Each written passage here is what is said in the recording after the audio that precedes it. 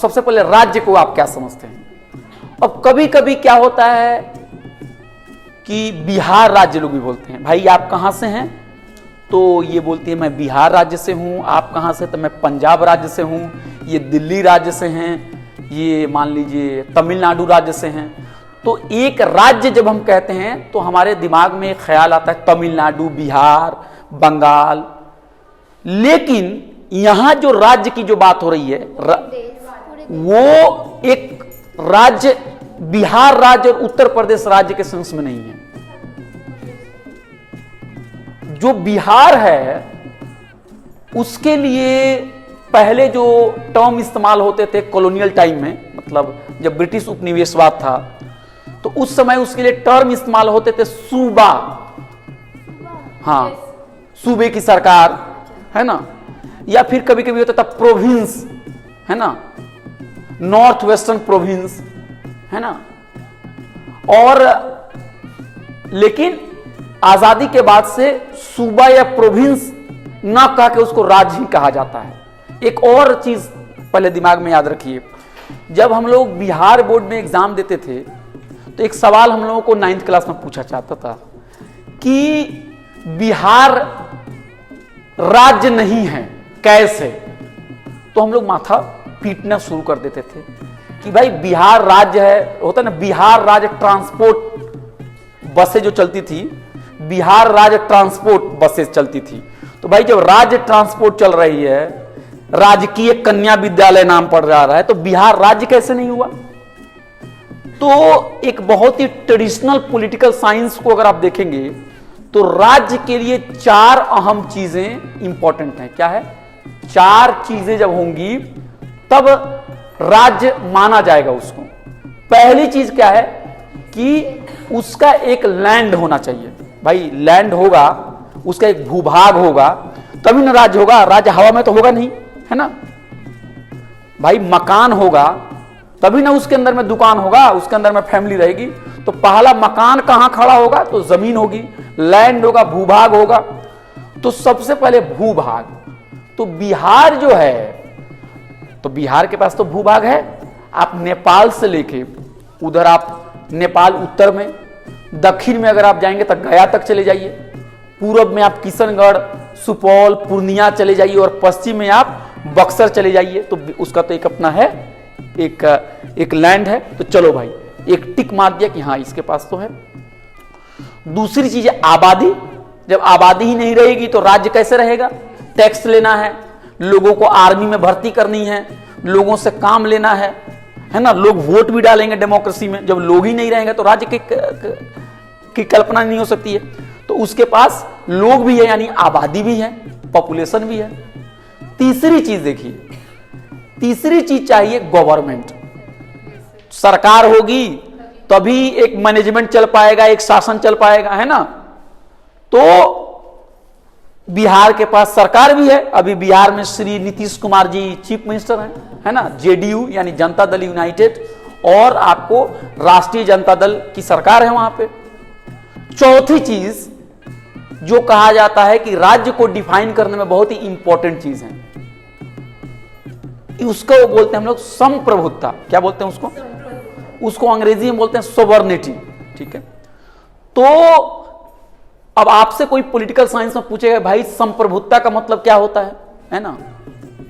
तो संप्रभुत्ता को डिफाइन करने के लिए बड़े बड़े विद्वानों ने बहुत ही महान बातें कही हैं, बहुत गहरी गहरी बातें कही हैं। अभी मान लीजिए हमारा मूड नहीं है उतनी सीरियस बातें सुनने का, तो इतना याद रखिए कि संप्रभुत्ता का मतलब यह हुआ कि राज्य अपने भूभाग में, अपने सीमे के अंदर में जिस तरह का कानून बनाना चाहे, जिस तरह की पॉलिसी बनाना चाहे, वैसा वो बना सकता है। कोई बाहरी हस्तक्षेप उसके बीच में नहीं होगा। ठीक है ना। बहुत ही आसान है। जैसे एग्जांपल लीजिए कि आपकी फैमिली है, तो आपके फैमिली में कौन क्या करेगा, कौन सा खाना किस दिन पकेगा, घर के अंदर में जो पेंट करना है वो किस कलर से पेंट होगा, आपके घर में सोने और जगने का क्या टाइम टेबल बनेगा, ये तय करने के लिए आपके पड़ोसी आएंगे या आपके घर के लोग तय करेंगे? आपके माताजी या पिताजी कौन तय करेंगे? घर के लोग करेंगे। तो घर के लोग जो होते हैं वो जो भी फैसले लेते हैं वो अपने घर के लिए उन्हीं का फैसला माना जाता है, बाहरी हस्तक्षेप तो नहीं होगा ना।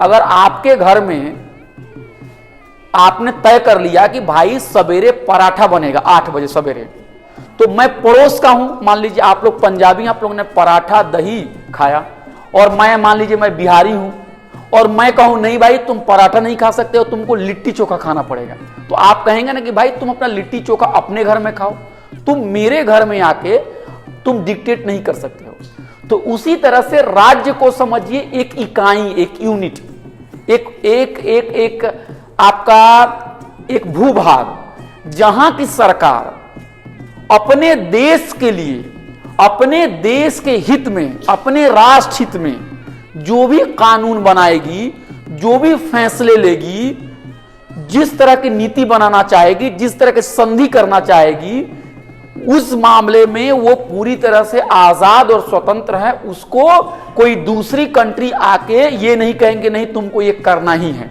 मिसाल के तौर पर भारत जो है वो चाह रहा है कि मैं ईरान से व्यापार करूं, ठीक है, और कुछ देश के लिए कुछ पैसा कमाऊं, तो क्या कोई दूसरी कंट्री पाकिस्तान आके अगर बोले इंडिया को कि भाई आप ईरान से व्यापार मत करो, ठीक है ना, आपको अगर व्यापार करना है तो आप नेपाल से व्यापार करो, तो भारत सरकार पाकिस्तान सरकार को क्या बोलेगी? वो तो बोलेगी मैं तो ईरान, ये हमारा आंतरिक मामला है ना, ये हमारा आंतरिक मामला है, आप हस्तक्षेप नहीं कर सकते हैं, ठीक है ना। तो आपने कई बार टीवी डिबेट में सब बात सुनते होंगे कि भारत सरकार की कभी कोई आलोचना कहीं से अगर कोई करता है, मान लीजिए कोई दूसरे कंट्री करते हैं, या मान लीजिए कोई ह्यूमन राइट्स यानी संगठन कभी करते हैं, तो भारत सरकार क्या कहती है कि भारत का आंतरिक मामला है, इसमें दखल ना दे। यानी भारत एक संप्रभुत्व वाला राज्य है, भारत एक सोवरेन कंट्री है। तो सोवरेन कंट्री का मतलब है कि वो अपने फैसले खुद लेगा, उसमें किसी की दखल अंदाजी उसमें नहीं होगी, है ना मेरी बात। आप उनकी बातों को सुन सकते हो, आप उनकी बातों पर गौर कर सकते हो, आप बातों को तोल सकते हो, लेकिन कोई भी कंट्री आके दूसरे देश के मामले में हस्तक्षेप नहीं। इसी को हम कहते हैं संप्रभुत्ता, यानी कानून जो है, देश का जो कानून है उसको वहां की संसद, वहां का पार्लियामेंट, वहां की सरकार बनाएगी, नीतियां वहां की संसद, वहां का पार्लियामेंट, वहां की सरकार बनाएगी, सारे फैसले वहां की सरकार लेगी, और इन मामलों में वहां की जो राज्य होगी वो सर्वोपरि होगी। क्या होगी वो? और उस मामले में किसी को दखलंदाजी देने की इजाजत नहीं है। ये समझे आप लोग?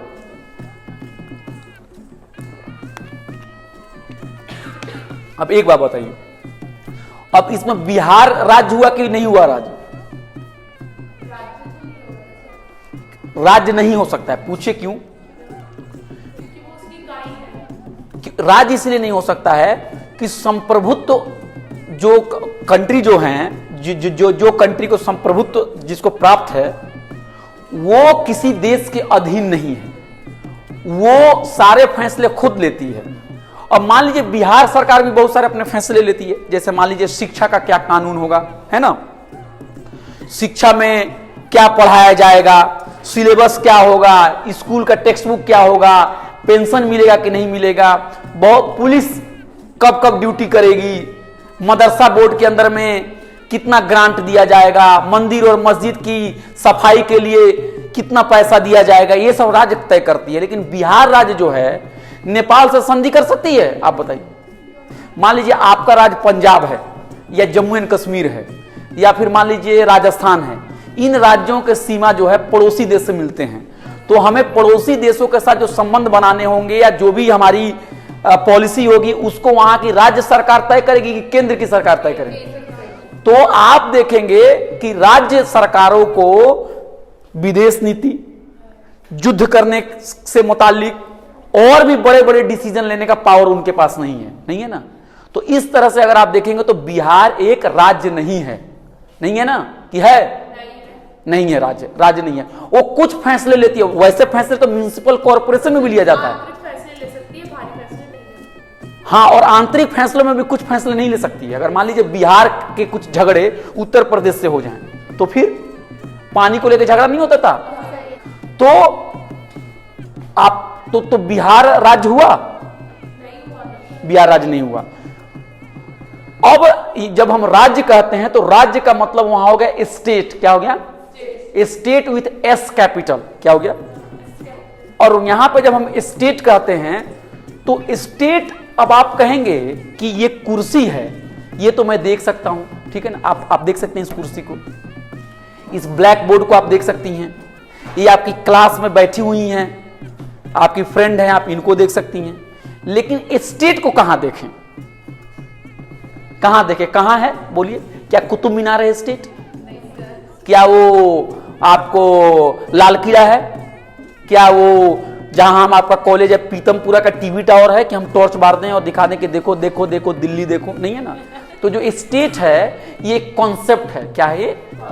हाँ, स्टेट एक कॉन्सेप्ट है, ये कोई चीज नहीं है कि आप वहां पे जाकर उसको छू के देख लें, उनको ऐसे ऐसे छू के देख लीजिए, या आंखों से देख लीजिए, या दूरबीन या खुर्दबीन लगा के आप उसको देख लीजिए। स्टेट जो है वो क्या है? एक कॉन्सेप्ट है। स्टेट क्या है? एक सिस्टम है। यानी police, army, parliament, college, university, मंत्रालय, रेलवे, ये जितनी भी चीजें जो आपको देखते हैं आप उसको, ये सारे लोग जब मिल जाते हैं और मिलने के बाद जो चीज एक सिस्टम जो पैदा होता है उसी का नाम स्टेट है वो। यानी जब आप बस में चढ़ती हैं और बस के अंदर में, सरकारी बस में कोई इंसान जो है आपसे टिकट ले रहा है या आपका टिकट तलाश करने के लिए आ रहा है, मान लीजिए, वही स्टेट है। रेलवे में जब आप चल रही हैं तो रेलवे के अंदर में कोई बोल रहा है, यात्रीगण कृपया ध्यान दें, ट्रेन नंबर 220 जो कलकत्ता से चलकर पटना को पहुंचेगी प्लेटफॉर्म नंबर 4 पर आ रही है, वही स्टेट है। स्कूल के अंदर में क्या सिलेबस आपका बनेगा, वही स्टेट है। जब हम सेंसस करते हैं, यानी जनसंख्या नहीं, ये सेंसस को क्या कहते हैं? जनगणना। जब हम जनगणना करते हैं और जनगणना के अंदर में कॉलम आता है हिंदू, मुसलमान, सिख, ईसाई, अन्य, और वहां पे जब आप टिक मारती हैं कि मैं हिंदू हूं कि मुसलमान हूं कि सिख हूं, वहीं पे स्टेट है, वही स्टेट है। तो स्टेट जो होता है कोई ऐसी चीज नहीं है कि मैं आपको दिखा दूं वहां पे कि भाई यही स्टेट है। स्टेट एक सिस्टम है। स्टेट मैनिफेस्ट कर रहा है। स्टेट जो है वो हमें हर तरह से गवर्न कर रहा है, और हमारी जिंदगी में स्टेट जो है वो हमें फैसिलिटेट भी कर रहा है, और हमें क्या कर रहा है? हमारे ऊपर पाबंदी भी लगा रहा है। मिसाल के तौर पर, अगर रात में आप अकेले जा रही हैं और वहां पे कोई आपका पर्स छीनने की कोशिश करता है, तो आप 100 नंबर को डायल कर रहे हैं, hello hello hello 100 number, hello hello hello, तो वहां पे पुलिस जो आती है वो स्टेट है। वो स्टेट जब है वो आपको वहां पे, मान लीजिए कि जो आपको आपका पर्स छीनने की जो कोशिश कर रहा है उससे जब आपको बचाती है, तो वहां आप देखिए कि आपके लिए वो फैसिलिटेट करती है, आपकी रक्षा कर रही है। लेकिन दूसरी तरफ वही राज्य, वो तो उसकी ड्यूटी है, मान लीजिए वो तो उसकी ड्यूटी है, लेकिन वही राज्य दूसरी तरफ जब आप नमक खरीदने जाती हैं, जब आप मोबाइल खरीदने जाती हैं, तो जब आपसे वो टैक्स ले लेता है। या जब मैं कॉलेज में पढ़ाता हूं तो मेरी सैलरी आने से पहले उसमें से वो लोग टैक्स खींच लेते हैं, तो हम हमारा शोषण भी कर रहे हैं, है कि नहीं है? टैक्स तो देना ही पड़ेगा ना। नहीं, वो तो टैक्स तो देना ही पड़ेगा, लेकिन वो टैक्स का जो पैसा है वो कहां जा रहा है और कैसे इस्तेमाल हो रहा है, ये भी एक दूसरी चीज है। और मान लीजिए कि जो लोग बहुत ही गरीब हैं वो भी तो टैक्स नहीं बच पाते हैं ना। जैसे जनरली ये कहा जाता है कि अमीर ही टैक्स देते हैं, यही होता है ना। Yes, sir. अच्छा, लेकिन गरीब से गरीब आदमी, जो भी आदमी सांस ले रहा है वो टैक्स दे रहा है। अब आप कहेंगे कहीं कौन सी बात है, जो भी लोग सांस ले रहा है वो टैक्स। आप बताओ, मैं भूखा इंसान हूं, मान लो मैं बेगर हूं 2 मिनट के लिए, मैं बेगर हूं, मेरे पास कोई काम नहीं है। मान लीजिए मैंने आपसे कहा कि आप मुझे 5 रुपए दे दीजिए, तो आपने कहा नहीं नहीं आप मेरा बैग उठा के वहां तक ले चलो तो मैं तुम्हें 5 रुपए दूंगा। मैंने आपका बैग लेके वहां तक लेके गया, मैं वहां पर 5 रुपए आपने दे दिया। उस 5 रुपए के बाद मैं बिस्किट खरीदने गया, तो जब बिस्किट खरीदने गया और बिस्किट में जब खा रहा हूं, सुन लीजिए, तो उसके ऊपर सरकार ने 1 पैसे या 2 पैसे टैक्स लगाए हैं कि नहीं लगाए हैं? तो कोई भी चीज नहीं है कि जिसके ऊपर टैक्स नहीं है। या फिर जब मैं मोबाइल का रिचार्ज करता हूं, आप मुझे बताइए, मान लीजिए कि आपने मुझे 5 रुपए दिए और मुझे कॉल करना है किसी को भी, मान लो, या 5 रुपए का रिचार्ज करना है मोबाइल में, तो जब 5 रुपए का रिचार्ज कराया तो जो उसकी कंपनियां होंगी, मान लीजिए उसको 4.5 रुपए गया या 4 रुपया 75 पैसे गया, तो 10 पैसे या 20 पैसे टैक्स में गया कि नहीं गया? या फिर दूसरी बात है, उस कंपनी से अगर सरकार टैक्स ले रही है तो वो कंपनी क्या करती है, अपना टैक्स का पैसा आप पे डाल देती है 2 मिनट के लिए। मान लीजिए उस कंपनी की लागत 5 रुपए के रिचार्ज बेचने में मान लीजिए 4 रुपए हैं और सरकार को टैक्स देना है मान लीजिए उसको 50 पैसे, तो वो क्या करते हैं 5 रुपए कर देती है उसकी कीमत। तो कोई भी इंसान बच नहीं सकता है। ऐसा नहीं है, लोगों के अंदर में बातें फैलाई जाती है कि अमीर ही टैक्स देता है, गरीब नहीं देता है। अमीर 2 मिनट के लिए बच भी सकता है मान लीजिए, क्योंकि बहुत सारे अकाउंट में इधर उधर, मजाक के तौर पर मैं बात कर रहा हूं, 2 मिनट के लिए अमीर बच भी जाए। कैसे बच जाए? मान लो उसने ये दिखा दिया कागज के साथ कुछ, मान लीजिए हाथ की सफाई कर दी, लेकिन गरीब नहीं बच पाए। यही मैं कह रहा हूं। तो राज्य जो है, राज्य को हमेशा ये समझिए कि राज्य जो है वो एक कॉन्सेप्ट है। राज्य कहीं आपको ढूंढने से नहीं मिलेगा कि ये राज्य है। राज्य का एक मैनिफेस्टेशन होता है। जैसे प्रभु के बारे में, भगवान के बारे में आप क्या कहते हैं कि भगवान को आप देख नहीं सकते हैं, लेकिन भगवान अपने आप को जाहिर करते हैं, बच्चों में जाहिर करते हैं, या मान लीजिए कि अवतार लेके अपने आप को जाहिर करते हैं। तो जब पुलिस आती है, जब आपके सामने ये कोई मंत्री आता है, तो वो स्टेट के हिस्से होते हैं, वही स्टेट है आपका। समझ रहे हैं मेरी बात? नोट जब आप लेते हैं, नोट, तो नोट के ऊपर क्या लिखता है? नोट के ऊपर मैं वचन देता हूं कि ये 5 रुपए का नोट लिया जाए। कौन वचन दे रहा है? बोलिए। गवर्नर। गवर्नर क्या? वही स्टेट है वो। जब आप मेट्रो में चलती हैं और क्या बोलता है? बच्चों का हाथ जोर से पकड़े, बच्चों का हाथ जोर से पकड़े, दुपट्टे और खुली हुई चीजों को जोर से पकड़े। कौन है वो? कौन बोल रहा है? वो स्टेट है वो। तो ये जो स्टेट है, ये अपने राज्य के अंदर में इसको संप्रभुता प्राप्त है। क्या है उसको? संप्रभुता प्राप्त होने का मतलब है कि वो अपने देश के अंदर में कानून बनाने का, पॉलिसी बनाने का वो अपने आप में आजाद है। उसको बाहरी देश उस पे या बाहरी शक्तियां उस पे हस्तक्षेप नहीं कर सकती। मिसाल के तौर पर आप लोग ये बात सुनते होंगे कि भारत में जब अल्पसंख्यक मुसलमानों के ऊपर, 2 मिनट के लिए, जब मान लीजिए कि कुछ उनके खिलाफ कुछ हमले हो जाते हैं, मान लीजिए, या कुछ लोग उनके बारे में उल्टी सीधी बातें जब कहते हैं, मान लीजिए, उसका जब विरोध होता है, और मान लीजिए कि कोई पड़ोसी देश या कोई बाहर के देश या कोई ह्यूमन राइट्स एजेंसी बोलती है कि भारत में मुसलमानों के साथ, है ना, या ईसाइयों के साथ भेदभाव किया जा रहा है, तो भारत सरकार क्या कहती है कि ये हमारा आंतरिक मामला है ना। ये बात पत्रकार लोग भी जब सरकार के समर्थन में आते हैं तो कहते हैं आपको क्या हक है बोलने का, ये हमारा आंतरिक मामला है। तो जब हम आंतरिक मामला कह रहे हैं तो आपको पता है यही सोवर्निटी की कंसेप्ट की दुहाई दे रहे हैं कि भारत एक संप्रभुत्व देश है, वो अपने आंतरिक फैसले खुद ले सकता है। इसलिए मुसलमानों के प्रति, ईसाइयों के प्रति जो भी सरकार की पॉलिसी होगी, उसकी आलोचना, सरकार की आलोचना देश के अंदर में होगी, बाहरी लोगों को कोई हक नहीं है। तो संप्रभुता का मतलब सुप्रीम। राज्य जो है सुप्रीम है अपने बॉर्डर के अंदर में, दूसरे के बॉर्डर के अंदर में नहीं, है ना। जैसे आप अपने फैमिली के अंदर में जो आपके दादाजी या पिताजी या माताजी हैं, वो सुप्रीम फैसले लेती हैं ना, उस पे आपके मामा जी का तो कुछ बस नहीं चलता है ना। आपके मामा जी सलाह दे सकते हैं, आपके अंकल जी सलाह दे सकते हैं पड़ोस के, लेकिन वो आपको आपके ऊपर अपने फैसले खुद करेंगे। तो भारत राज्य जो है वो एक, आप जब भारत के संविधान को जब पढ़ेंगे और प्रियम्बल को पढ़ेंगे, है ना, तो पहला ही लाइन है, क्या है? India is sovereign, secular, socialist, democratic Republic, है ना। तो सोवरेन वर्ड आया ना, ये सोवरेन का क्या मतलब हुआ? बोलिए, क्या हुआ सोवरेन का मतलब? संप्रभुत्व। संप्रभुत्व का क्या अर्थ हुआ बताइए? आसान शब्दों में बताइए, अपने शब्दों में बताइए, बोलिए। राष्ट्र जो है अपने भूभाग के अंदर में, अपनी सीमा के अंदर में वो सुप्रीम है, उससे हायर अथॉरिटी कोई नहीं है, राज्य से हायर अथॉरिटी कोई नहीं है, ठीक है।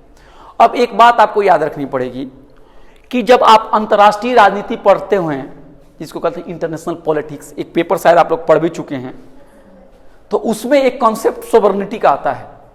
हुआ क्या कि 17वीं शताब्दी यूरोप में लड़ाई झगड़े एक राज्य दूसरे राज्य से करते थे, है ना, बहुत दिनों तक चला लड़ाई। तो वहां पे एक वेस्टफीलिया नाम की एक ट्रीटी हुई, वेस्टफीलिया ट्रीटी, शायद वेस्टफीलिया एक जगह है, वहां पे एक संधि हुई, वेस्टफीलिया की एक संधि हुई, जहां से संप्रभुत्ता का कॉन्सेप्ट जो है वहां से जाहिर हुआ।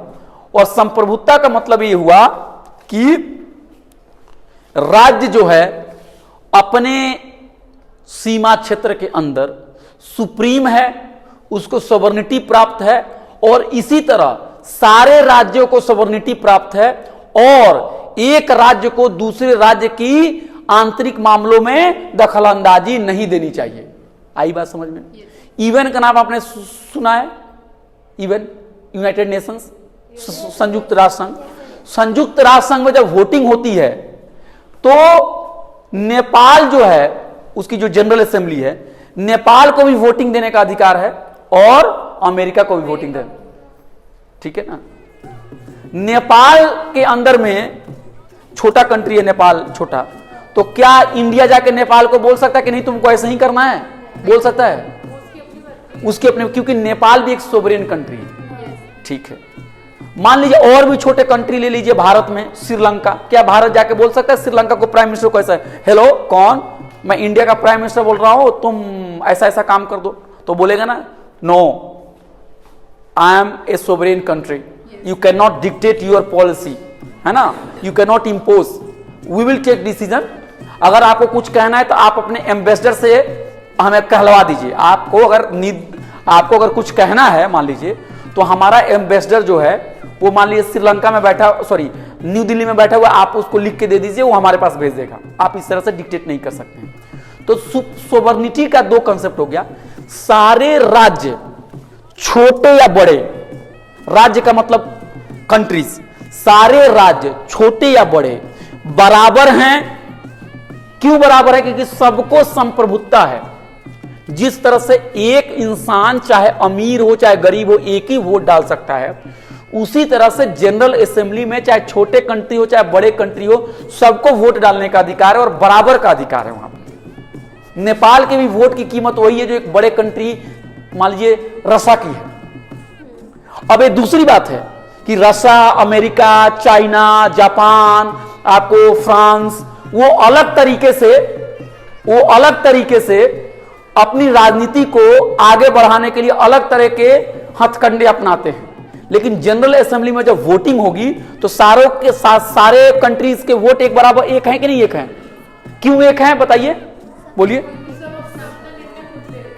क्योंकि सारे कंट्री सोवरेन हैं। और अगर भारत जब गुलाम था, जब इसके ऊपर ब्रिटिश हुकूमत थी, तो उस जमाने में भारत का एक लैंड भी था, भारत में एक सरकार भी थी, वाइसराय थे हेड मान लीजिए, उस जमाने में आबादी भी थी, लेकिन भारत सोवरेन था कि नहीं था? नहीं था सोवरेन, क्योंकि हम पराधीन थे, हमारे ऊपर दूसरे सरकार डिसीजन लेते थे, हमारे फैसले जो होते थे वो लंदन में होते थे। तो जैसे ही किसी देश के ऊपर कोई बाहरी शक्ति चली जाती है और जब कोई बाहरी शक्ति उसको अपने कब्जे में कर लेती है तो वहां की सॉवरेनिटी बचती है कि खत्म हो जाती है? खत्म हो जाती है। तो अच्छा एक और चीज बताइए, इराक का नाम आपने सुना होगा, अफगानिस्तान का नाम सुना हुआ। अमेरिकन और उनके मित्र देशों ने अफगानिस्तान में और अमेरिका में जाके उन लोगों ने वहां पे क्या किया था, वहां पे जाके हमला किया था, ठीक है ना। हमला किन कारणों से किया था? उनको लग रहा था कि आतंकवाद को, मतलब नहीं, आतंकवाद को रोकने के लिए जरूरी है। अमेरिका की या जो मित्र देश थे, उनके एलाइड फोर्सेस थे, उनका कहना था कि आतंकवाद के खात्मे के लिए जरूरी है। लेकिन जो विरोध हो रहा था उनके दखलंदाजी का, वो किस बुनियाद पे हो रहा था? क्योंकि सोवर्निटी की ही बुनियाद पे हो रहा था। क्योंकि अफगानिस्तान और इराक अपने आप में एक सोवरेन कंट्री हैं, तो उसके अंदर में किसी कंट्री को जाके दाखिल अपनी फौज को वहां पे भेज के और वहां पे लड़ाई करना जो है उसकी सोवर्निटी के साथ मजाक है या उसकी सोवर्निटी का आदर है? मजाक है। अगर आपको वहां पे आतंकवाद दिख रहा है तो आपको सरकार से ही कहना चाहिए कि भाई आपके कंट्रीज के अंदर में इस तरह का आतंकवाद हमको दिख रहा है, आप उचित कार्रवाई कीजिए, है ना। मिसाल के तौर पर अगर आपके घर में आपका भाई छोटा सा भाई आपका छोटू अगर पड़ोसियों को जाके मान लीजिए उनकी खिड़की तोड़ दे या उनके शीशे तोड़ दें, तो होना तो ये चाहिए कि उनको कॉल करना चाहिए आपकी मम्मी और पिताजी को कि भाई आपका छोटा जो बाबू है वो क्या है कि हमारी खिड़की को तोड़ दिया, आप खिड़की तोड़ने की कीमत दे दो और अगले बार से कहना कि हमारे खिड़की को ना तोड़े। अगर वो आके आपके घर में घुस के आपके भाई को मारने लगे तो लोग, जब पंचायत होगी तो लोग क्या कहेंगे, भाई ये आपको शिकायत करनी चाहिए थे शर्मा जी से, आप उनको आके क्यों मारने लगे, ये तो आपने ठीक नहीं किया। तो अगर अफगानिस्तान में और इराक में अगर मान लीजिए कि वहां पे आतंकवाद था भी 2 मिनट के लिए, तो वहां पे किसी बाहरी देश का वहां जाना उचित है कि अनुचित है? ये, और जो लोग अनुचित कर रहे हैं वो किस बुनियाद पे कह रहे हैं? सोवर्निटी की बुनियाद पे कर रहे हैं। तो सोवर्निटी का मतलब क्या हुआ कि राज्य जो है अपने भूभाग में, अपने क्षेत्र में वो सुप्रीम है और दुनिया के जितने भी देश हैं सब लोग बराबर हैं। क्या है? चाहे कोई अमीर हो चाहे कोई गरीब हो, चूंकि वो राज्य हैं, चूंकि वो एक सीमा क्षेत्र के अंदर में वो स्टेट हैं, इसलिए सबको बराबरी का अधिकार है, सब बराबर हैं। कोई बड़ा कंट्री जो है, जैसे रशिया को देख लीजिए, रशिया बहुत ही बड़ा कंट्री है ना, रसिया बहुत ही बड़ा कंट्री है, उसके सामने जो नेपाल होगा बिल्कुल इतना सा छोटा होगा। लेकिन ऐसा नहीं होगा कि नेपाल के सारे फैसले जो लेने होंगे वहां रसिया वहां से फोन करेगी या चाइना उनको फोन करेगा कि आप ऐसे फैसले ले लो, है ना। तो अब आपको सोवर्निटी समझ में आ गई। तो इंटरनेशनल पॉलिटिक्स में या फिर राजनीतिक शास्त्र में ये सोवर्निटी बहुत इंपॉर्टेंट कॉन्सेप्ट है। सुप्रीम राज्य जो है अपने क्षेत्र में सुप्रीम है। अब 2 मिनट के लिए यहां सोवर्निटी को यहां रख देते हैं, एक टेबल पर रख देते हैं, टेबल के एक हिस्से में सोवर्निटी को रख दिए, ठीक है। अब एक दूसरी चीज को हम लोग उठाते हैं। बहुत सारी अंतरराष्ट्रीय संगठन भी होते हैं, है ना, United nation, UNESCO, human rights agency है ना, यूनिसेफ, है ना, बहुत सारे संगठन हैं। अच्छा, तो ये संगठन जो होते हैं इनके जो कार्य करने का जो क्षेत्र होता है वो एक राज्य में होता है या बहुत सारे राज्यों में होता है, ठीक है। ये इंटरनेशनल है या फिर मल्टीनेशनल है ना भाई, ठीक है। तो आप एक बात बताइए कि यूएन को या यूनेस्को को का जो प्रभाव क्षेत्र है वो एक राज्य में है कि बहुत सारे राज्यों में है? बहुत सारे कंट्रीज में है। तो एक तरह से देखा जाए तो ये लोग जो राज्य का जो पहला जो कॉन्सेप्ट है सोवर्निटी, वो जो कॉन्सेप्ट है कि एक राज्य अपने क्षेत्र में ही सबसे ज्यादा ताकतवर है, इस कॉन्सेप्ट के ऊपर थोड़े से सवाल उठाते हैं कि यहां पे एक ऐसी बॉडी है जो जिसका प्रभाव क्षेत्र सब राज्यों के ऊपर फैला हुआ है। एक सिंपल सा एग्जांपल दे रहे हैं, देखिए। एमनेस्टी इंटरनेशनल का नाम आपने सुना है? एमनेस्टी इंटरनेशनल जो है वो ह्यूमन राइट्स एजेंसी है। क्या है?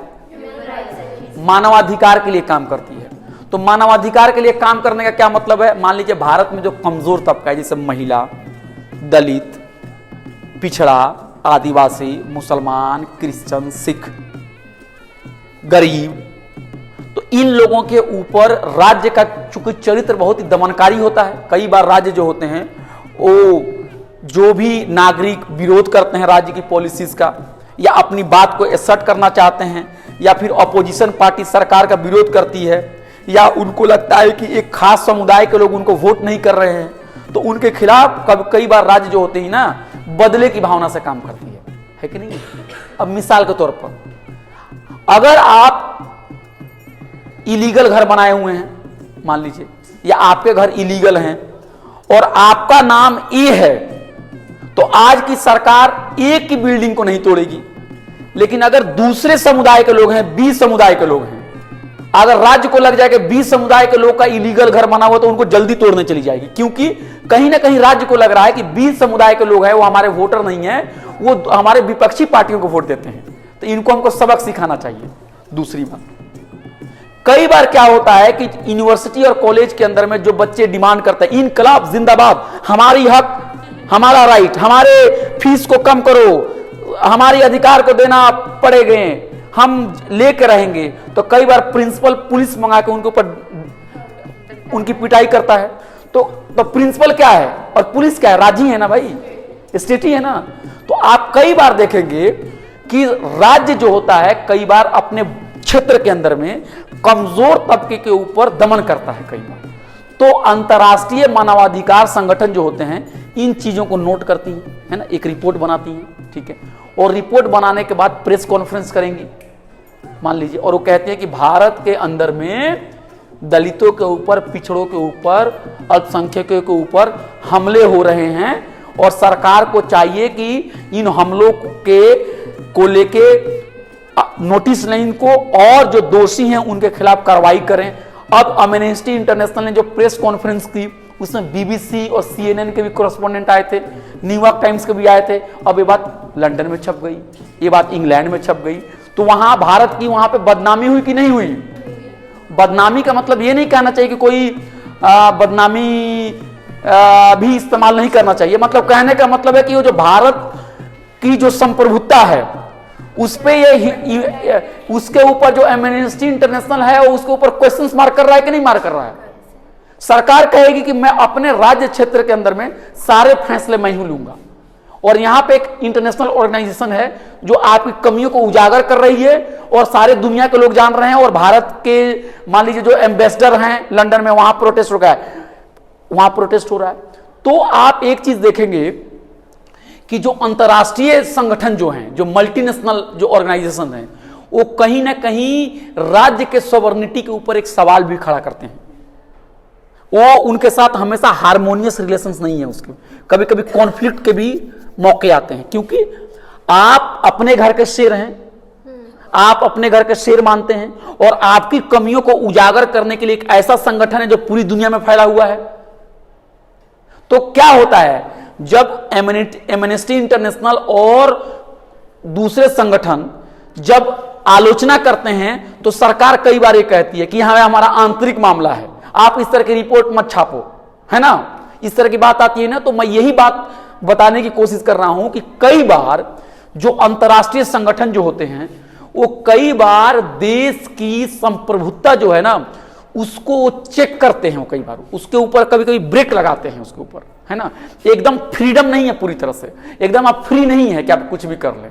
तो एक कश्मकश है कि नहीं कश्मकश, कि राज्य कुछ करना, अगर राज्य गलत काम करेगा या राज्य जो पॉलिसीज लाएगा उसकी आलोचना जो है करने के लिए और भी संगठन बैठे हुए हैं। तो कई बार आप देखते हैं कि जैसे एक बदले की भावना नहीं आती है, एक होता है कि एक दुश्मनी की भावना, एक कंपटीशन की भावना, एक कभी ना कभी राज्य और अंतर्राष्ट्रीय संगठनों के बीच में होता है। और अंतर्राष्ट्रीय संगठन भी कई बार क्या होता है, वो कहती हैं कि हम राज्य के सॉवरेनिटी को नहीं तोड़ रहे हैं, हम राज्य के सॉवरेनिटी का आदर कर रहे हैं, राज्य जहां गलत कर रहा है वहीं पे हम बोल रहे हैं, वो अपने पक्ष में कर रहे हैं। हम ऐसा नहीं है कि भारत के अंदर में कोई मेरा मकसद है कि ये पार्टी हट जाए और दूसरी पार्टी वहां चुनाव में जीत के आ जाए, या हम यहां नहीं, हम भारत के जो आंतरिक राजनीति है उसमें हम दखल नहीं दे रहे हैं। हम तो सिर्फ सच्चाई की बात कर रहे हैं, हम तो लोगों के मानवाधिकार की बात कर रहे हैं, और हम राज्य के संप्रभुता के ऊपर अटैक नहीं कर रहे हैं। लेकिन राज्य कहता है कि नहीं, आप लोग विदेशी हो, आप बाहर से आए हुए हो, आप हमें बदनाम कर रहे हो, आप अमीर देशों से आए हो, हम गरीब देशों को आप बदनाम करना चाहते हो, भारत आगे बढ़ना चाह रहा है, आप उसको बीच में आकर उसकी छवि को अंतर्राष्ट्रीय जगत में खराब कर रहे हो ताकि भारत के अंदर में इन्वेस्टमेंट ना आए। तो एक बात आप देख रहे हैं कि संप्रभुता को लेके ये देखेंगे कि अंतर्राष्ट्रीय संगठनों के बीच में और राज्य के बीच में एक तरह का खींचातानी है कि नहीं है, खींचातानी। चलिए, तो आप देखेंगे कि अंतर्राष्ट्रीय संगठन जो हैं वो संप्रभुता को क्या कर रहे हैं, उसको क्वेश्चन मार्क लगा रहे हैं। ठीक है, अब 2 मिनट के लिए अंतर्राष्ट्रीय संगठन को भी यहां पर रख दीजिए। हमने 2 चीज डिस्कस कर लिया, पहला किया संप्रभुता और यहां कर दिया अंतर्राष्ट्रीय संगठन। अब अंतर्राष्ट्रीय संगठन के बीच में खींचातानी है कि नहीं खींचातानी। ईवन जो है, ईवन के बारे में आप सुनते होंगे कभी कभी सैंक्शन लगाता है, पाबंदियां लगाता है ना। तो पाबंदी लगाता है, मान लीजिए कि ये जो कंट्री है, मान लीजिए कंट्री ए है, इन्होंने कंट्री बी के ऊपर अटैक कर दिया, तो इसके ऊपर क्या करेगा, ईवन इनके ऊपर सैंक्शन लगा देगा, इनके ऊपर व्यापार करने से प्रतिबंध लगा देगा। अब मान लीजिए इनके यहाँ आम बहुत निकल रहा है, ये चाह रहे हैं कि आम इनके मुल्क का बहुत मीठा मीठा होता है, ये इस कंट्री को बेचते हैं, तो वहां से पैसा देंगे तो बहुत सारा पैसा मिलेगा, तो ये इस कंट्री से मान लीजिए चावल खरीद लेंगी, तो ये अपने लोगों को बांट देंगी, या तो ये ट्रेड चलेगा तो अच्छा होगा। लेकिन आप इवन हैं, आपने क्या किया कि अपने बॉडी में एक कहा कि नहीं, इन्होंने चूंकि इनको अटैक किया है इसलिए इनके साथ कोई ट्रेड नहीं करेगा, तो अब इनको आम खरीदना होगा ना, तो इनके ऊपर भी पाबंदी लगे, भाई किसी और से आम ले ले, इनसे मत आम ले। तो इनके आम क्या हो गए, सड़ जाएंगे। जब इनके आम सड़ जाएंगे तो इनका पैसा बर्बाद हो गया, इनको चावल खरीदने के लिए पैसे नहीं रहे, तो ये इनके देश के अंदर में संकट बढ़ेंगे कि घटेंगे। तो इनके सॉवरेनिटी के ऊपर आपने इनडायरेक्टली अटैक किया कि नहीं किया। इनको आप डायरेक्ट नहीं आ रही हैं इनके ऊपर, सुन लीजिए, ऐसा नहीं है कि इनको आपने सत्ता से बर्खास्त कर दिया, आपने इनको सत्ता से तो बर्खास्त नहीं किया ना, आपकी पार्टी यहां पे आई है इलेक्शन लड़ने के लिए, आपने ऊपर से ही इनको परेशान कर दिया आपने। इनकी सॉवरेनिटी इनके पास है, लेकिन सॉवरेनिटी होने के बाद भी इनका बस नहीं चल रहा। ये छीनने का मतलब आपने उसको एक कहिए, छीना नहीं आपने कहा कि वो जो सॉवरेनिटी इनकी जो पावर है कि हम कुछ भी कर सकते हैं, हम आम इनको बेच सकते हैं, अब ये तो नहीं बेच पा रही है ना, तो कहीं ना कहीं आपने उसको क्या कहेंगे उसके लिए, उसको क्वेश्चन किया आपने, उसको लिमिट कर दिया। प्रॉपर वर्ड है, क्या किया, लिमिट किया, उसको सीमित कर दिया आपने। ठीक है, तो अंतरराष्ट्रीय संगठन है ना, और इनके बीच में भी एक तरह का खींचातानी है। अब एक तीसरी चीज आइए, तीसरी चीज जिसका नाम है ग्लोबलाइजेशन। ठीक है, जिसको हम लोग बोलते हैं भूमंडलीकरण, और जिसको बोलते हैं हम क्या, वैश्वीकरण। अब भूमंडलीकरण और वैश्वीकरण को समझने के लिए एक चीज आपको पहले याद रखना पड़ेगा। देश जो है, मुल्क जो है, उसको चलाने के लिए एक अर्थव्यवस्था चाहिए। अर्थव्यवस्था जो है वो कई पटरियों पर चलती है, बड़ी लाइन छोटी लाइन होती है ना, कोई बड़ी लाइन होती है, कोई छोटी लाइन होती है, कोई पानी में कोई गाड़ी चलती है, कोई हवा में उड़ती है, कोई गाड़ी जो होता है सड़क पर दौड़ती है। तो उसी तरह सारे देश की एक अर्थव्यवस्था होती है, लेकिन अर्थव्यवस्था किस सिद्धांत पे बने, अर्थव्यवस्था की पॉलिसी क्या हो, ये देशों के बीच में ये होता है, उसके बीच में विभिन्नता पाई जाती है, वो अलग अलग होता है। जैसे जब भारत आजाद हुआ तो उस समय भारत आजाद होने वक्त इस वक्त की बहस चली थी बहुत ज्यादा, आप पॉलिटिकल साइंस में पढ़ेंगे या हिस्ट्री में पढ़ेंगे कि कौन सी अर्थव्यवस्था अपनाई जानी चाहिए। भारत आजाद हो गया तो कुछ लोग कह रहे थे कि भारत में पूंजीवाद आना चाहिए। क्या आना चाहिए, पूंजीवाद। पूंजीवाद का क्या मतलब हुआ कि कंपनियां जो होंगी, जो पूंजीपति होंगे, वो बिजनेस करेंगे, उनको बिजनेस करने के पूरे मौके मिलेंगे, और सरकार जो होगा वो उनको फैसिलिटेट करेगी, और हर चीज मुनाफा के लिए काम किया जाएगा। तो इसके विरोधी ने क्या कहा कि नहीं, अगर पूंजीवाद की सिस्टम अगर अपनाया जाएगा तो भारत जैसे देश जो गरीब है, तो जो पैसा होगा उन्हीं का राज चलेगा, तो जो गरीब लोग हो जाएंगे वो लोग पीछे रह जाएंगे, वो मर जाएंगे, उनके साथ अन्याय हो जाएगा, इसलिए पूंजीवाद ठीक नहीं है। ठीक है, तो कुछ लोग कहे कि यहां पे सोशलिज्म होना चाहिए, समाजवाद होना चाहिए। समाजवाद का क्या मतलब हुआ कि सरकार जो है वो बड़े बड़े कल कारखाने, उद्योग, जमीन, ये सबको अपने हाथों में रखेगी। अपने हाथों का मतलब है उस पर जनता का ओनरशिप रहेगा। सरकार शिक्षा, रोजगार, हेल्थ, स्वास्थ्य, ये सारे चीजों को फ्री करेगी, है ना, और गरीब लोगों को आगे लाने की कोशिश करेगी, है ना, और बराबरी लाने की कोशिश करेगी, है ना, और वो बराबरी लाने की कोशिश करेगी।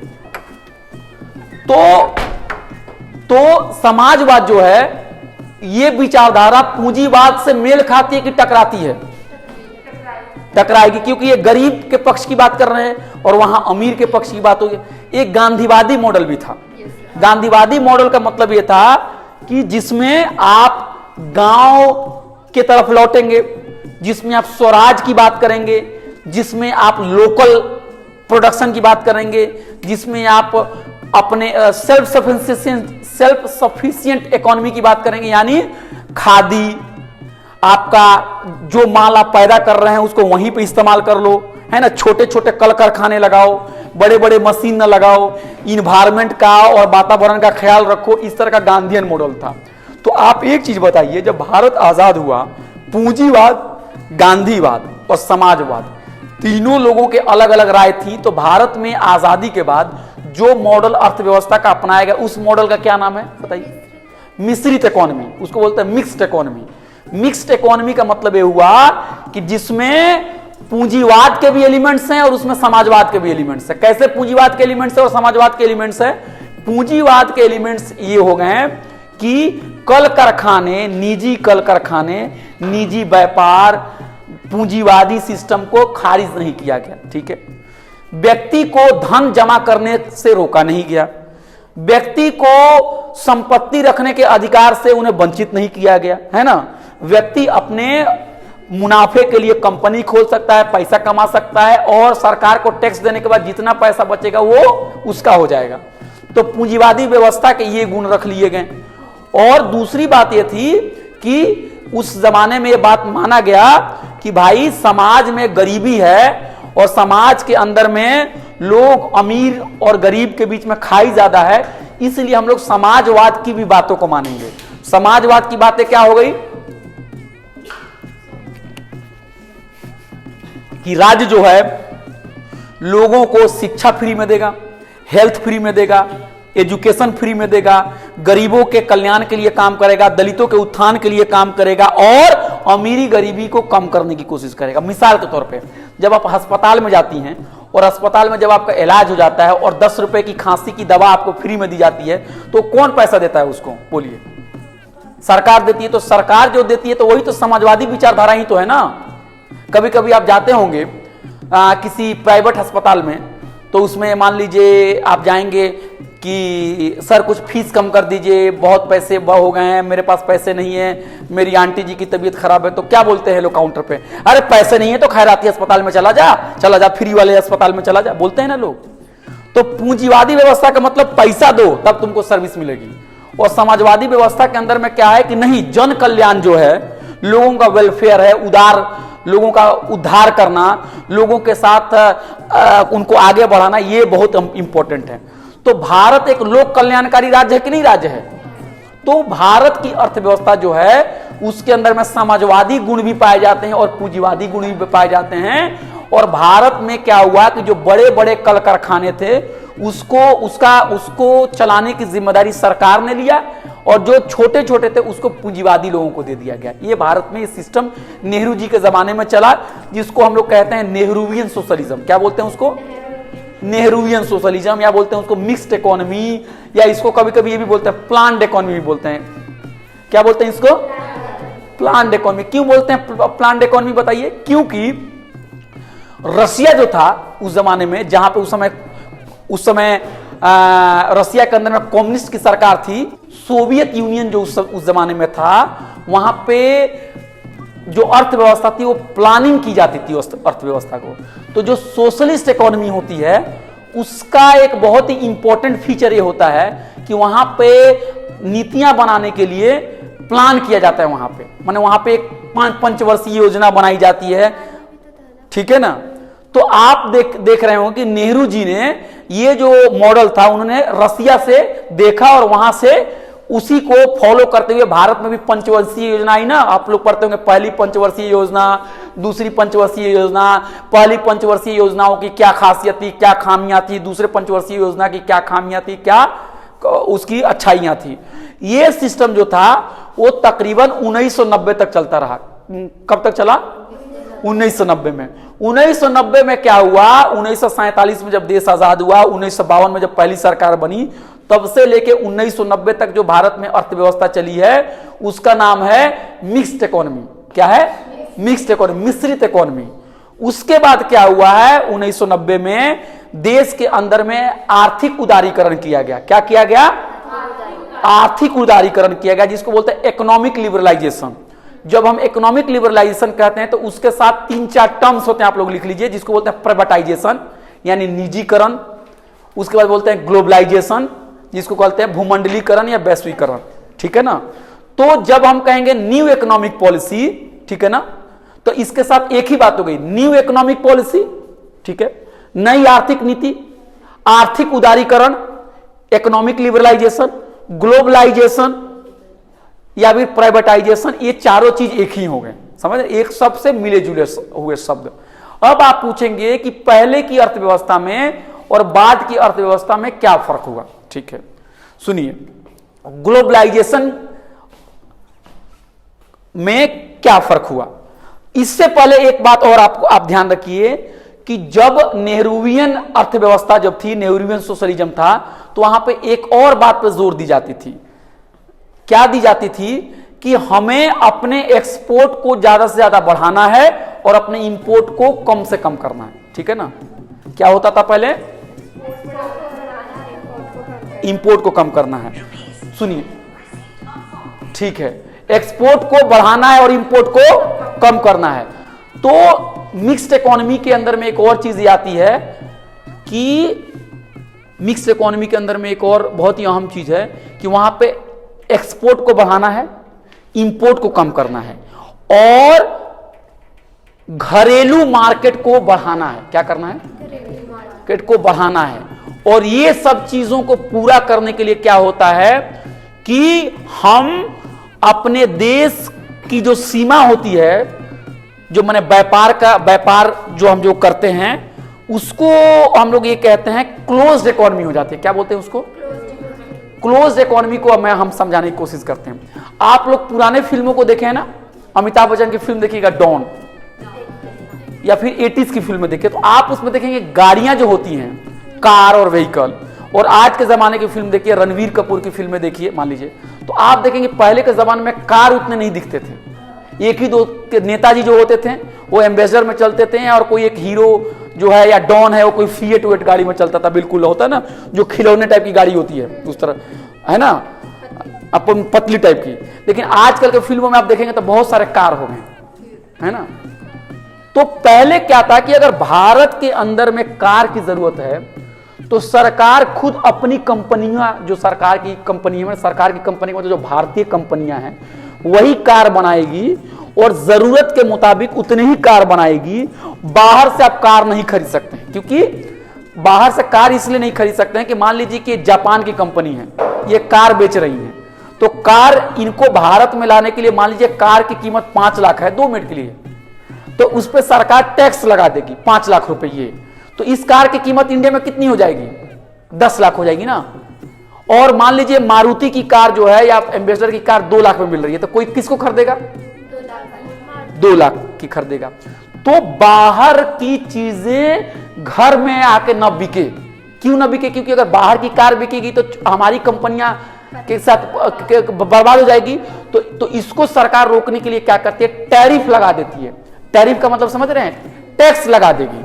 यानी बाहर की चीजें अगर आप कोई लाएंगे तो उस पर टैक्स लगा हुआ है, टैक्स लगा हुआ है। एक और बात याद रखिए, आप लोग कभी सोचते होंगे जब बहुत पहले कह रहे यार ये ले लो, एक जापान का इंपोर्टेड माल है, हमारा घर नेपाल के पास है, तो वहां पे बहुत एक क्रेज होता है, नेपाली रेडियो लेके आना जरा वहां से, मतलब वहां चाइनीज रेडियो लेके आना, चाइनीज टॉर्च होता है ना आपको। तो एक जमाने में बहुत क्रेज होता था फॉरेन माल, क्योंकि वो चीजें इतनी आसानी से नहीं इंडिया के मार्केट में आती थी। अब है ना, तो एक मिक्स्ड इकोनॉमी की एक और चीज है, फिर से मैं बताता हूं क्या है मिक्स्ड इकोनॉमी की। पूंजीवादी सिस्टम भी है और सोशलिस्ट सिस्टम है। मुनाफा के लिए भी काम हो रहा है और सोशल वेलफेयर के लिए भी काम हो रहा है। प्लानिंग भी हो रही है और इंपोर्ट को कम किया जा रहा है और एक्सपोर्ट को बढ़ाया जा रहा है, और इंपोर्ट ज्यादा ना हो इसके लिए क्या किया जा रहा है, टैरिफ लगा दिया जा रहा है बाहरी चीजों के ऊपर में। और इसका नाम एक दिया गया क्लोज्ड इकोनॉमी। क्या दिया गया? Closed economy. और एक और इसका इंपॉर्टेंट चीज होता है लाइसेंस एंड कोटा राज। क्या होता है इसमें? लाइसेंस एंड कोटा, यानी जिसको जिस चीज की लाइसेंस मिलेगी वही बिकेगा। पहले आप देखते थे राशन लेने के लिए, आज भी पहले होता राशन लेने के लिए लाइसेंस लेना पड़ता था, ये दुकान खोलने के लिए लाइसेंस लेना पड़ता था। फ्री मार्केट नहीं थी उस तरह से, आप समझ रहे मेरी बात? हर चीजों का लाइसेंस होता था। 1990 के आते आते क्या हुआ कि भारतीय अर्थव्यवस्था में एक क्राइसिस हुआ। क्या हुआ? क्राइसिस, संकट के दौर से गुजरा। तो जब संकट के दौर से गुजरा तो उस जमाने में जो नई इकोनॉमिक पॉलिसी जो अपनाई गई, जो अर्थशास्त्रियों ने कहा कि भाई इसी को अपनाओ, वो जो उसको हुई, तो उसने कहा गया कि भारत ने क्या किया? उदारीकरण किया। क्या किया? उदारीकरण का मतलब क्या होता है आपको पता है? उदारीकरण का मतलब होता है लिबरल। क्या किया? लिबरल। इसका मतलब है लिबरलाइजेशन किया। जैसे हम बोलते हैं ना ये बहुत ही उदार हैं, क्या मतलब हो इसका? हाँ, भरा भी होता है और एक होता है खुले हैं, बिल्कुल खुला है, और ये बहुत कट्टर है, असंकीर्ण है, यानी उसका उल्टा हुआ ना, संकीर्ण और कट्टर। तो यहां उदारीकरण का मतलब ये हुआ कि भारत ने व्यापार के लिए विदेशी कंपनियों के दरवाजे खोल दिए। सुन लीजिए, आइए, व्यापार के लिए क्या किया भारत ने? अपने सीमाओं को खोल दिया उन्होंने। ठीक है, अपने सीमाओं को खोल दिया। तो सीमाओं को कैसे आप खोलेंगे? जब आप टैक्स बाहर की चीजों पे कम कर देंगे तभी तो खुलेगी ना भाई। अब ये 5 लाख की कार है जापान की, ये बेचना चाहते हैं इंडिया के अंदर में। जब आप यहाँ पर टैक्स को 5 लाख के बदले यहाँ पर सिर्फ 20,000 करेंगे तब नहीं आप मार्केट में आके कम्पीट करेंगे। 5 लाख 20, 5 लाख 20, 5 लाख 20, यही हुआ ना आपका। तो उदारीकरण के लिए क्या करना पड़ता है आपको कि आपको बाहर की जो गुड्स आती हैं उसको, उसके ऊपर आप टैक्स को कम कर देते हैं, है ना।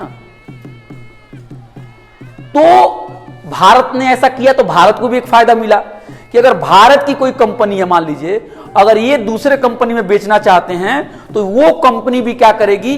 टैक्स को कम कर देगी। अगर मान लीजिए अगर भारत में टॉर्च बन रहा है, टॉर्च, तो अगर इस टॉर्च की कीमत है 100 रुपया, तो इन्होंने सिर्फ 2 ही रुपया टैक्स लगाया, तो यहां 102 रुपए में मिल रहा है टॉर्च।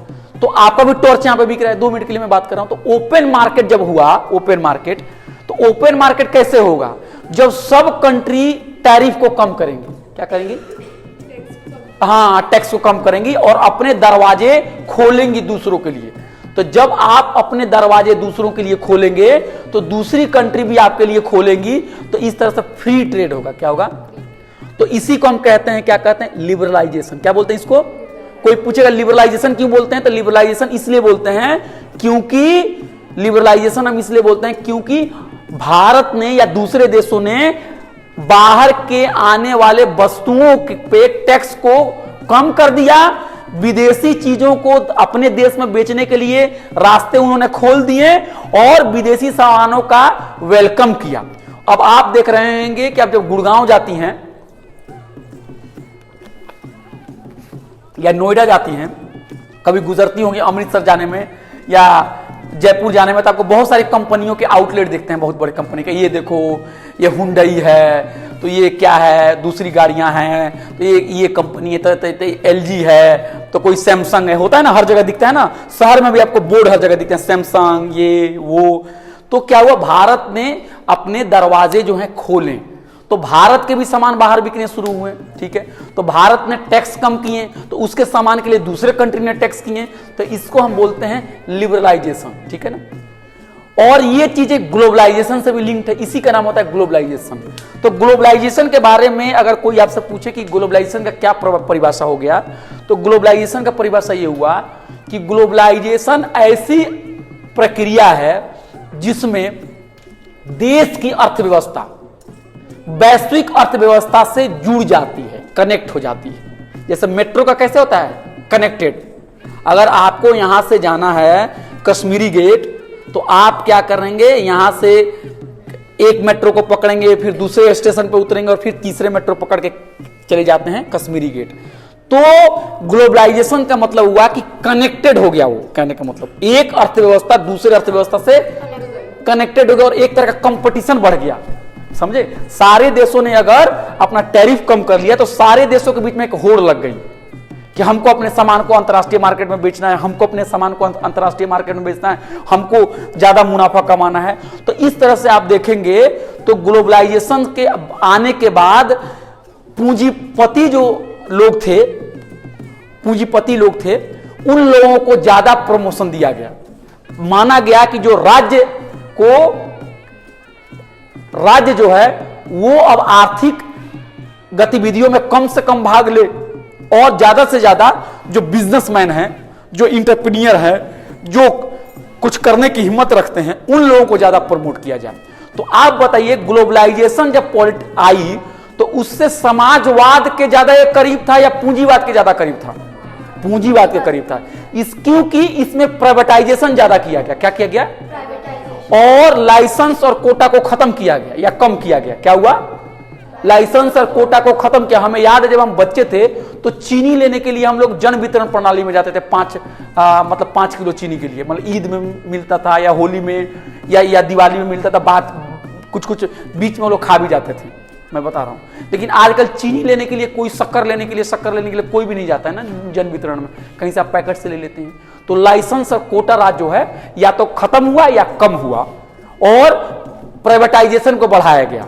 यानी प्राइवेटाइजेशन का मतलब है कि सरकार को यह लगा कि निजी कंपनियां जो हैं, निजी कंपनियां अगर व्यापार करेंगी तो वो ज्यादा मुनाफा कमाएंगी, ज्यादा वो माल कमाएंगी, ज्यादा वो अच्छे से मैनेज कर पाएंगी। जो सरकारी जो दफ्तर होते हैं, वो सरकारी दफ्तर जो होते हैं वो अच्छे से काम नहीं करता। मिसाल के तौर पे अगर आप एयरटेल के ऑफिस में जाएंगे कस्टमर केयर में, तो वहां का माहौल देखिए और बीएसएनएल और एमटीएनएल के ऑफिस में जाके देखिए, दोनों में फर्क दिखता है कि नहीं दिखता है आपको? तो भारत में जब वैश्वीकरण जब हुआ तो धीरे धीरे क्या क्या चीजें बढ़ने लगी? निजीकरण, उदारीकरण, वैश्विक अर्थव्यवस्था से अपने आप को लिंक करना, टैक्स को कम करना बाहरी चीजों के ऊपर में, और इंडिया के अंदर में देखते ही देखते कंपनियां खुल गई। अब ग्लोबलाइजेशन सही है कि गलत है, इसके ऊपर भी डिबेट है। लोगों का मानना है कि ग्लोबलाइजेशन की वजह से भारत में अमीरों का तो फायदा हुआ, लेकिन छोटे छोटे व्यापारी, छोटे छोटे जो लोग थे, उनका वो बर्बाद हो गए और गरीब लोग बर्बाद हो गए। क्योंकि यहां पे सर्वाइवल ऑफ द फिटेस्ट की बात है ना। जो बड़ी कंपनियां होती है हो जाती है सर्वाइव। अब मान लीजिए आपकी थी घड़ी बनाने की कंपनी, घड़ी बनाते थे, छोटी घड़ी बनाते थे मान लीजिए, और आप बेच देते 300 रुपए में घड़ी बना के, अच्छा चलता था। या आप जूता बनाते थे, 500 में बेचते थे जूता, अच्छा चलता था। लेकिन कोई चाइनीज कंपनी आ गई, वो जूता बड़े मशीन से बना रही है। अब वो जूता उसका जब जूता बिकने आया, घड़ी बिकने आया, तो आपका लेना लोगों ने बंद कर दिया, है ना। तो बहुत, क्योंकि बड़े जब लार्ज स्केल पर प्रोडक्शन होता है ना, बड़ी कंपनियां जब प्रोडक्शन करती है तो उसकी कीमत बिल्कुल हो जाती है, कम हो जाती है कि नहीं कम। तो ग्लोबलाइजेशन की वजह से छोटे व्यापारी और गरीब लोगों का नुकसान हुआ कि फायदा हुआ है, और अमीर लोगों का फायदा हुआ कि नुकसान हुआ है? फायदा हुआ है। तो ग्लोबलाइजेशन के ऊपर भी दो दृष्टि है। जो लोग उसको गरीब के चश्मे से देखता है और जो लोग छोटे व्यापारियों के चश्मे से देखता है, वो कहता है हम तो उजड़ गए, बर्बाद हुए, ये सरकार तो पूंजीपतियों की है, हम लोगों का कहां कुछ है। देखिए बिजनेस इतना अच्छा चलता था, ये सब हम लोग खत्म हो गए, मजदूरों की मजदूरी नहीं बढ़ी। अगर आप जाएंगे तो मजदूरी एक तरह से घट भी रही है, ठीक है ना, मजदूरी जो है एक तरह से घट रही है। तो ग्लोबलाइजेशन आप समझ गए। अब आखिरी सेक्शन पे आते हैं, फिर हम लोग का क्लास खत्म हो जाएगा। ग्लोबलाइजेशन की वजह से राज्य के चरित्र पर क्या असर पड़ा है, ये सवाल है। हम आगे मेन सवाल पे। कुछ लोगों का मानना है कि ग्लोबलाइजेशन की वजह से राज्य जो है, जो उसकी पावर थी सोवर्निटी की, उसके ऊपर क्वेश्चन मार्क लग गया है। पूछिए कैसे क्वेश्चन मार्क लग गया है? क्योंकि आज के दौर में आपकी आर्थिक पॉलिसीज क्या होगी वो आप अब खुद तय नहीं करते हैं। मिसाल के तौर पर जब ग्लोबलाइजेशन से संबंधित या फ्री ट्रेड से संबंधित कोई अंतर्राष्ट्रीय मीटिंग होती है, मान लीजिए, इसमें सारे देश के लोग जब जाते हैं, तो वहां पे जो फैसला होता है वो कहीं ना कहीं आप पे बाध्य होता है कि नहीं बाध्य होता है?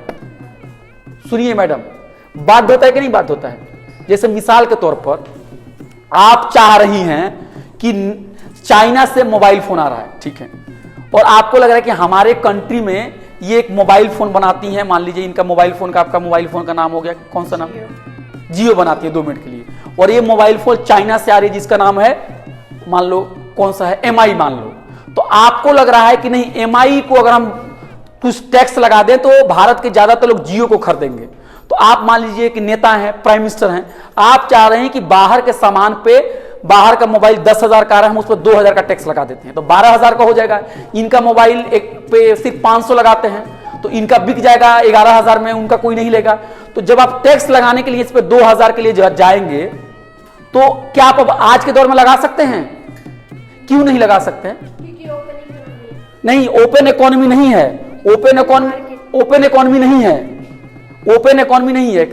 दिक्कत यह है कि आप इसलिए फैसले नहीं सकते हो क्योंकि अब बहुत सारी मल्टीनेशनल कंपनियां, बहुत सारे ट्रेड से रिलेटेड बहुत संगठन, ऑर्गेनाइजेशन, वो अब पॉलिसी तय करती हैं और राज्य को मानना होता है वो।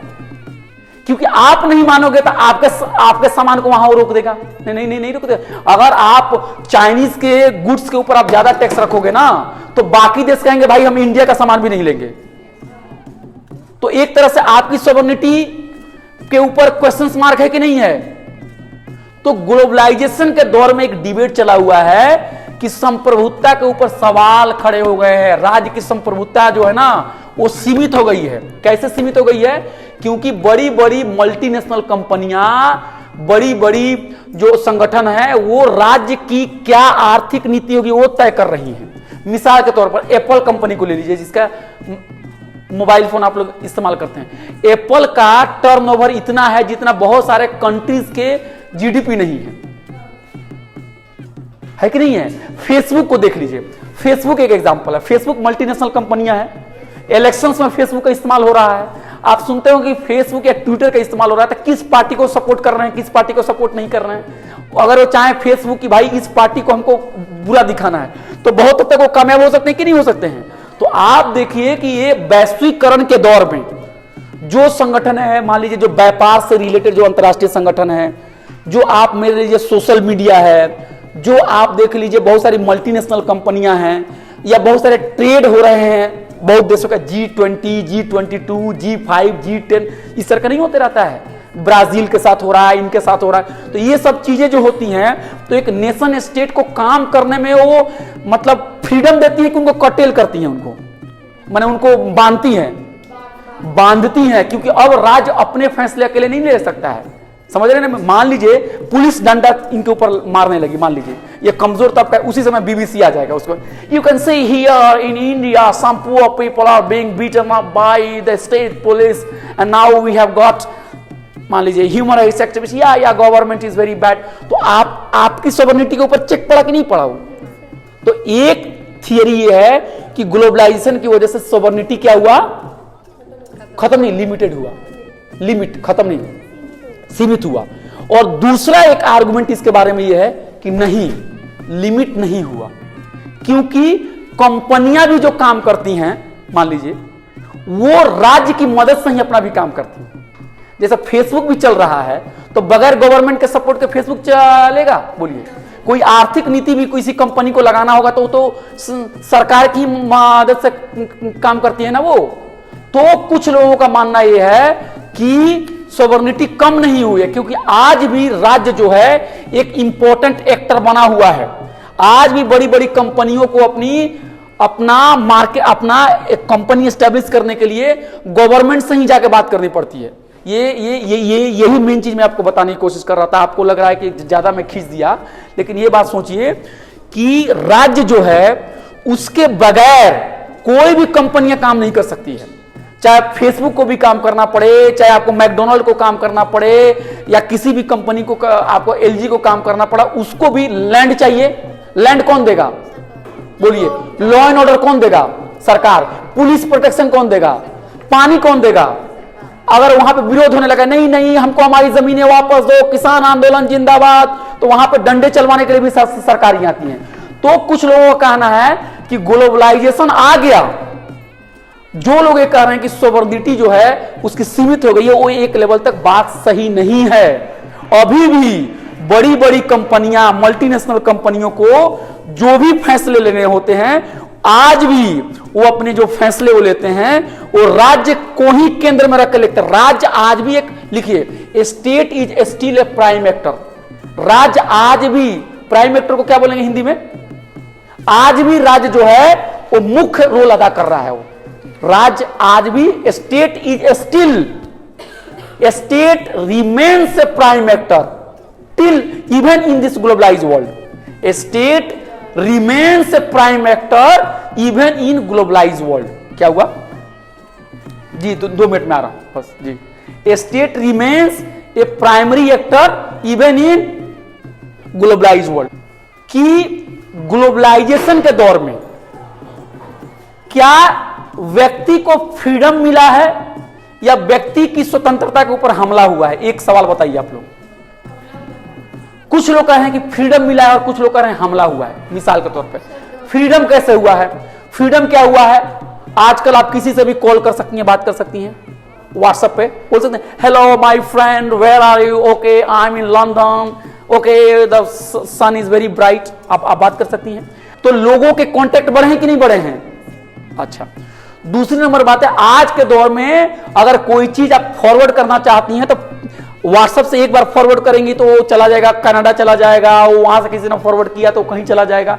तो एक तरह से देखा जाए, सोशल मीडिया पे जो गरीब लोग हैं, जो लोग मान लीजिए दलित हैं, पिछड़े हैं, आदिवासी हैं, वो लोग यूट्यूब चैनल चलाते हैं, चलते हैं ना, सच की आवाज, बाबा साहब अम्बेडकर की आवाज, बोलता हिंदुस्तान, जागता हिंदुस्तान।